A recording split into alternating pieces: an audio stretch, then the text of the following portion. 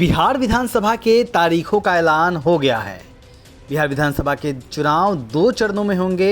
पहले चरण का मतदान 6 नवंबर को होगा, जबकि दूसरे चरण का मतदान 11 नवंबर को होगा। मतगणना 14 नवंबर को होगी। मुख्य चुनाव आयुक्त ज्ञानेश कुमार ने इन तारीखों का ऐलान किया। 243 सीटों के लिए इस बार 7 करोड़ 42 लाख मतदाता वोट करेंगे। इसमें 14 लाख लोग ऐसे होंगे जो पहली बार मतदान करेंगे। हर मतदान केंद्र पर 1200 मतदान की ही व्यवस्था की गई है।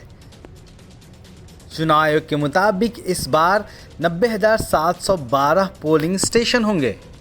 बिहार चुनाव को देखते हुए एसआईआर का मुद्दा काफ़ी गरमाया रहा। 22 सालों बाद पहली बार बिहार की मतदाता सूची को फिर से रिवाइज करने की कोशिश की गई।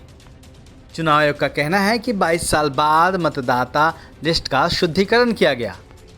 इस चुनाव के दौरान चुनाव आयोग ने एक नंबर भी जारी किया है, जिसके जरिए तमाम जिलों में मतदान अधिकारियों से संपर्क किया जा सकता है। यह कॉल सेंटर नंबर 1950 है, यानी 1950 है, जिसको उस शहर के स्टेडी कोड के साथ लगाया जा सकता है और सीधे संबंधित अधिकारियों से संपर्क किया जा सकता है।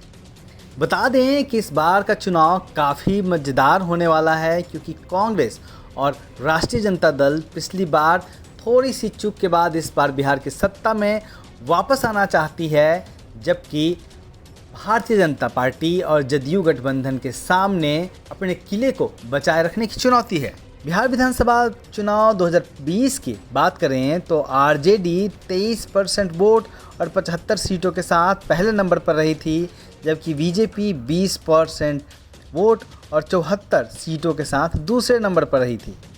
जेडीयू 16% वोटों के साथ 43 सीटें जीतने में कामयाब रही थी, जबकि कांग्रेस पार्टी को 19 सीटें और 10% वोट मिले थे। यानी महागठबंधन को 110 सीटें मिली थी और 37% वोट मिले थे, जबकि एनडीए को 125 सीटें मिली थी। हालांकि वोट परसेंटेज उसका भी 37% था। अन्य के खाते में 8 सीटें गई थीं और वोट परसेंटेज 26% गया था। देखना होगा कि इस बार के चुनाव में कौन बाजी मारता है। हम बता दें कि पहले चरण का चुनाव जो कि 6 नवंबर को होने जा रहा है, उसमें 121 सीटों पर मतदान होंगे, जबकि दूसरे चरण यानी 11 नवंबर के चुनाव के लिए 122 सीटों पर चुनाव होंगे। 243 सीटों वाली विधानसभा में 40 सीटें रिजर्व हैं, जिसमें 38 सीटें अनुसूचित जाति और 2 सीटें अनुसूचित जनजाति के लिए रिजर्व है, जिस पर तमाम राजनीतिक दलों की निगाहें बनी हुई है। साफ है कि इस बार जिसके पक्ष में दलित समाज के वोट जाएंगे, विजेता बनकर वही निकलेगा।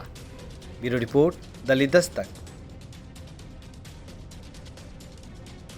नए तीवर के साथ आ रही है आपकी पसंदीदा मासिक पत्रिका दलित दस्तक। हमारा लक्ष्य है 1000 नए सब्सक्राइबर। आज ही लीजिए अपनी वार्षिक सदस्यता सिर्फ 1200 रुपये में। नीचे दिए गए नंबर पर आज ही संपर्क करिए या व्हाट्सएप करिए।